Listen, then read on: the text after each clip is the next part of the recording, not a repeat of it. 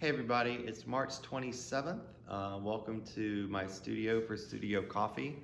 It's actually the middle of the afternoon, not the morning, so it's not coffee, but I have water here in my stein.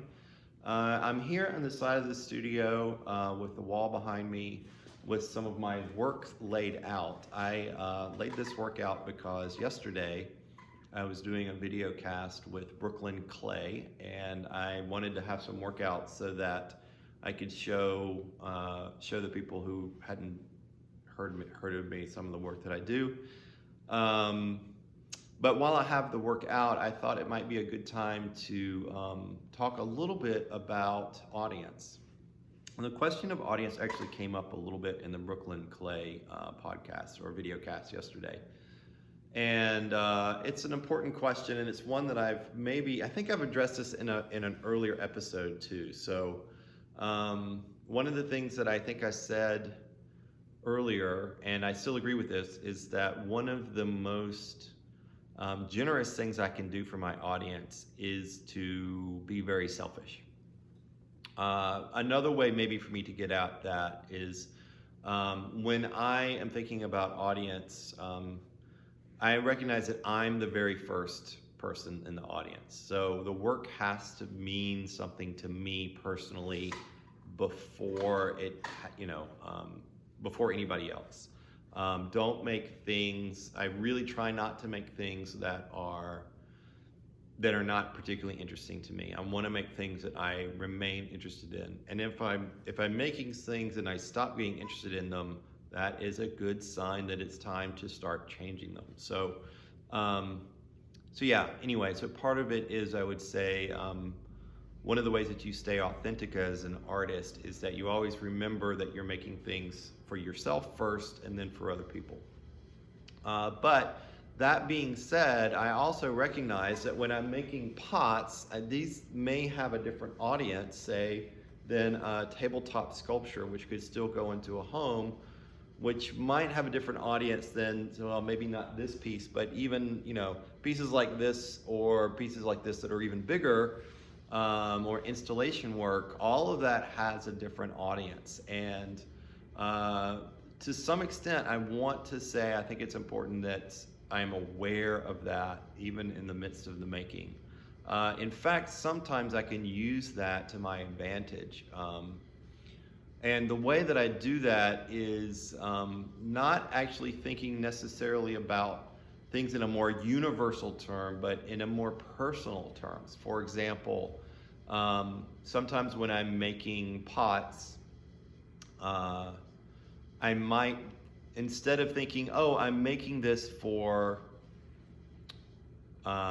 people to go in their homes, I can actually maybe do better by saying, this might be something I would like in my home, but you know who else piece would be good for? This piece would be great in so-and-so's home.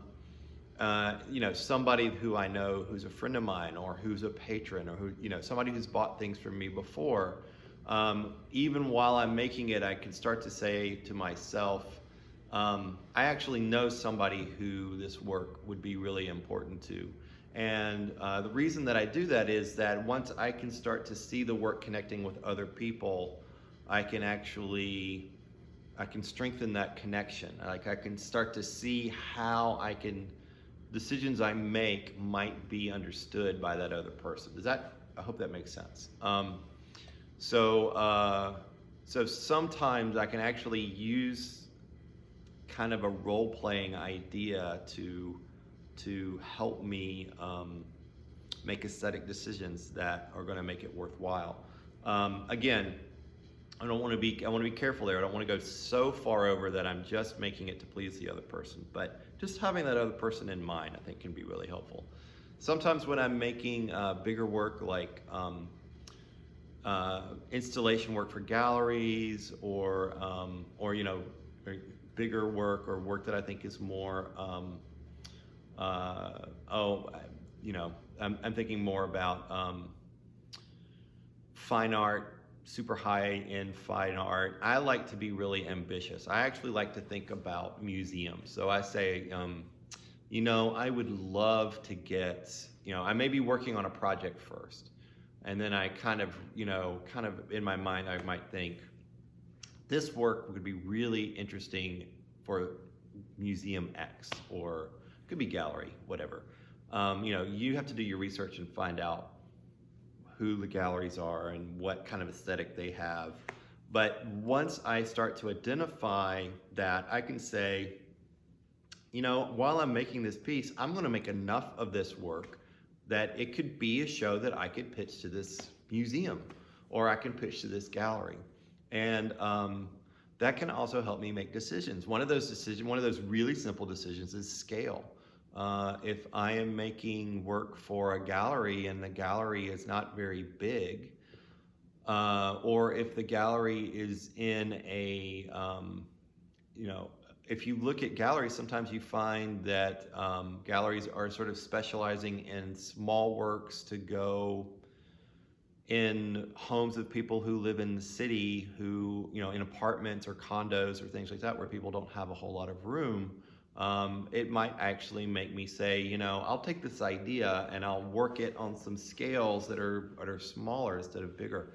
Or it could be like there's a particular space in a museum that's huge, and then I might say, okay, well, I'm actually going to get really ambitious and I'm going to go for it, and I'm going to actually imagine this piece that I'm working on, or this series of work that I'm working on, in that space.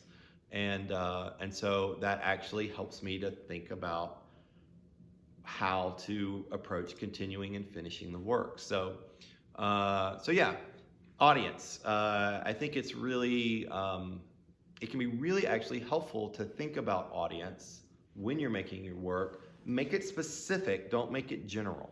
Don't work for a general audience, work for a specific audience. Remember that you are the first audience too. So those are kind of the two big key things. Another thing I like to tell students, a sort of analogy I like to use, is that the idea of audience should be in your car.